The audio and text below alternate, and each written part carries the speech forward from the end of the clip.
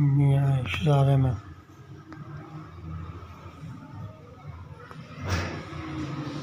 चार कहीं पर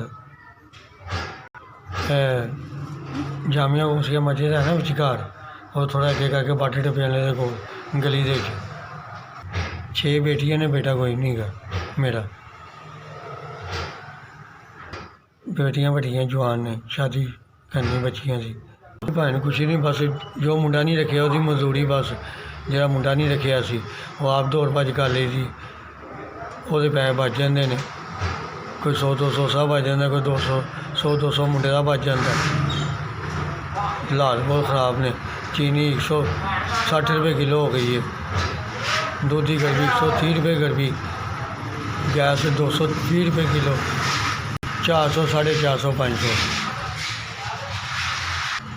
सारी दिहाड़ी मेहनत करके 400 या 500 बचता, कभी 400 कभी 500 बचता सारी दिहाड़ी। वो तो अपनी फसली तो हैगी नहीं बई घर का खर्चा पूरा कर लीए। मेरी बेटियां 6 ने, जवान ने, शादी करना चाहना, कोई मेरा आसरा नहीं गा, कोई सहारा नहीं गा मेरा, परेशान है। 4000 रुपये जी। अल्लाह में तंदुरुस्ती सेहत देवे, जिन्होंने इतने ने उन्होंने अल्लाह में तंदुरुस्ती सेहत देवे, बहुत ज़्यादा देवे। माड़े आदमी की मदद की है, पत्ती वाले, चीनी वाले, दुध वाले के पैसे जड़े सी तो उन्होंने कर्जा लग जाएगा। बहुत बहुत मेहरबानी, अल्लाह मियाँ खुश रखे, उन्होंने तंदुरुस्ती सेहत देवे अल्लाह ताला जिन्होंने दिते ने।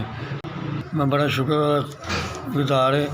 सुबह की चाह जो मैं 9-10 कप बेचे सी तो उन्होंने भेजे, चलो मेरी मदद की है, अल्लाह मियाँ उन्होंने तंदुरुस्ती सेहत देवे। मेरी थोड़ी परेशानी दूर हुई। बहुत सलाम करना मैं उन्होंने, बहुत बहुत मेहरबानी उन्होंने, हाथ जोड़ के उन्होंने सलाम करना।